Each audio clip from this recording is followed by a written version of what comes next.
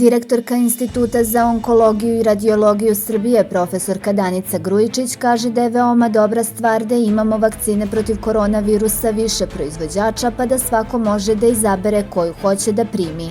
Doktorka Grujičić je istakla da se nada da su se poštovale mere tokom novogodišnjih praznika. Bila sam dežurna u urgentnom centru ova poslednja 3 dana i bio je haos od 4 popodne 31. decembra do 2 ujutru 1. januara. Posle toga su se smirili, bili su uglavnom traumatizovani pacijenti, rekla je Grujičićeva.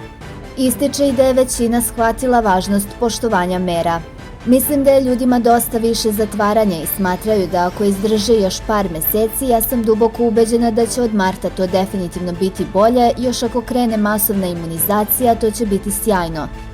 Shvatila je većina sada da je bolje da se sačeka još 2 meseca i da onda živimo normalno kao što smo živeli, a svako od nas želi da se druži, mi smo socijalna bića, dodaje doktorka.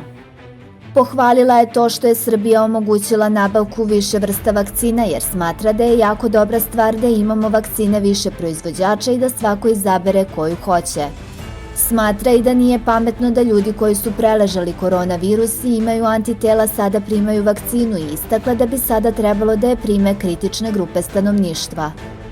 Najlepše bi bilo kada bismo dobili partnerski odnos sa Rusima da naš Torlak proizvodi i to je za mene apsolutno primarno, rekla je Grujičićeva.